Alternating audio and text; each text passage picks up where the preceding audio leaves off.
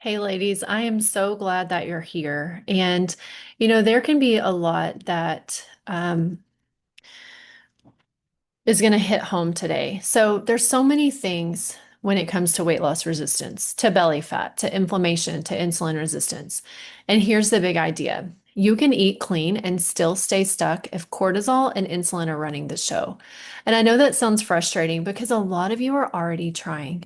You're eating better, you're cutting back, you're walking more, you've tried fasting, you've cut carbs, you bought the supplements, you tried to be disciplined, but your body still feels like it won't respond. The belly weight is still there, the inflammation is still there, the cravings are still loud. The afternoon crash is still happening. And deep down, you start wondering, am I doing something wrong? Is this just my age? Is my body broken? Do I just need more willpower? This is not a willpower problem. Sometimes it's a stress signal problem. Sometimes your body is not refusing to lose weight. Your body's trying to protect you. So, the woman I'm talking to today is not sitting around doing nothing. She's trying. She's the woman who eats the salad, the woman who says no to dessert, who drinks the water, who walks after dinner, who starts over every Monday. She's the woman who thinks about food way more than she used to, but her body still feels stuck. She wakes up tired. She needs coffee to function. She craves sugar or carbs in the afternoon. She crashes around 2 or 3. She feels puffy. Her weight won't move. Her clothes feel tight. Her belly weight is there. Her labs may be normal, but she doesn't feel normal. And the answer she usually gets is eat less, move more, try this prescription. Your labs are fine. Come back in 6 months. But no one's asking the deeper question. Why is your body holding on in the first place? And that's what we're going to talk about today. Cortisol is your primary stress hormone, and cortisol is not bad. Your body needs cortisol. It helps you wake up in the morning, it helps you regulate blood sugar, helps you respond to stress with inflammation when it's working appropriately.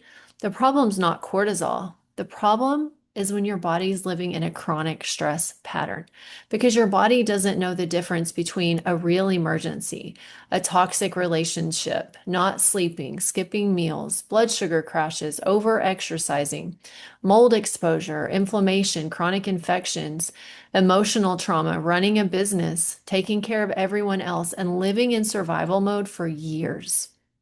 To the body, stress is stress. And when stress stays high, cortisol can stay dysregulated. And when cortisol is running the show, your body may not prioritize fat loss.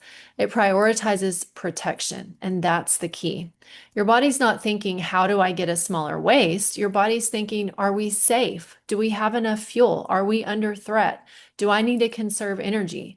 And that's why a woman can be doing all the right things, but her body is holding on. So here's the simple version. When cortisol stays dysregulated, it can affect your weight in several ways. First, cortisol can encourage the body to store fat around the midsection. And that's why so many women say, I don't gain weight evenly anymore. It all goes to my belly. This changed after 35. My waist disappeared. And that midsection weight is often not random. Second, cortisol can make your blood sugar more unstable. And when blood sugar crashes, the body releases stress hormones to bring it back up. And that can make you feel shaky and anxious and tired or irritable or like you need something sweet. So now you think you have a craving problem, but often you have a blood sugar and stress hormone problem. And third, cortisol can make sleep lighter. And when sleep is poor, hunger hormones shift, cravings increase, insulin sensitivity worsens, and your body has a harder time recovering. So now she's tired, she's craving sugar, she's inflamed and trying to force weight loss on a body that never fully rested. And fourth, cortisol can increase inflammation, and an inflamed body does not release weight easily.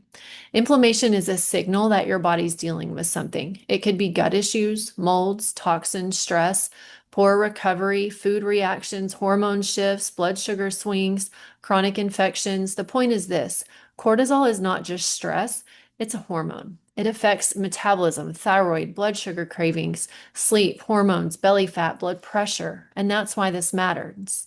So now let's talk about insulin resistance.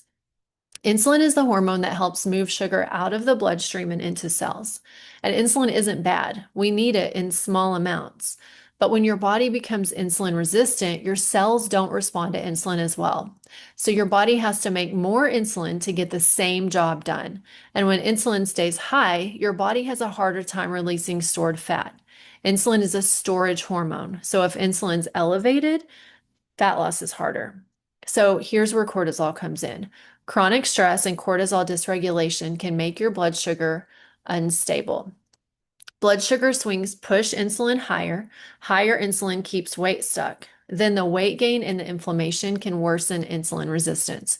And this cycle continues. So the pattern looks like this. Stress goes up, cortisol is dysregulated, blood sugar is unstable, insulin is higher, inflammation increases, belly fat gets stuck, craving gets louder, energy drops, sleep gets worse, and then you try to fix things by eating less. But eating less, skipping meals, fasting through stress, or doing more intense workouts can add more stress to the body. So you're trying harder and you're feeling worse. And that's the cycle that I want you to see. And that's why I say you can't push a stressed body into healing. You have to support the body so it feels safe enough to respond again. Now, some women say, but I don't feel that stress. And I get that. But here's the thing. Most of us have normalized living in a stressed body. Most women don't recognize stress anymore because it feels like your baseline. You wake up tired, you go straight to coffee, you rush all day, you skip breakfast, you eat standing up, you answer messages constantly, you carry everyone else's needs, you never fully rest, you lie down at night, but your mind is still going, and you're wired but tired. And because it's been that way for so long, we're calling that normal, but your body may be telling a different story.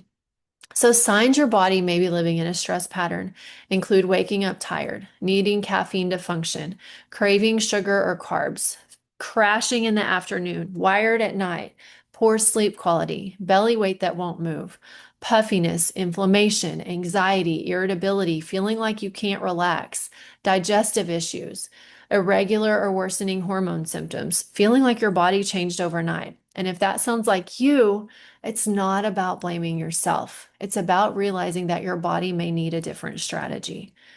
So let's talk about testing because this is something that frustrates a lot of women. Many times, doctors run one blood cortisol test. And if that number is within the standard range, then you're told your cortisol is fine. But here's what I want you to understand. That is the most unreliable test.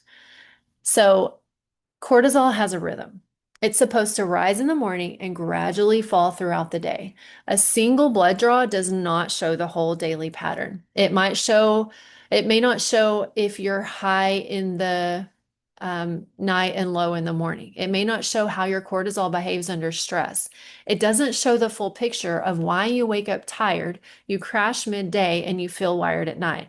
So when a woman says, I know something is off, but her one lab says normal, I don't dismiss her. I listen because symptoms are data. Your energy is data. Your cravings are data. Your sleep and your weight resistance and your inflammation are data. So inside rooted, we don't just ask, is one number normal? We ask, what's the pattern? What's the timeline? What is your body trying to tell us? And here's where most women get trapped.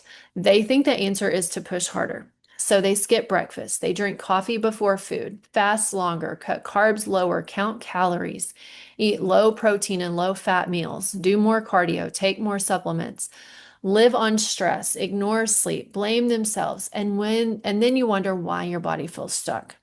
But if cortisol and insulin resistance are part of the picture, your body doesn't need more restriction. It needs stability. And that is such a big shift.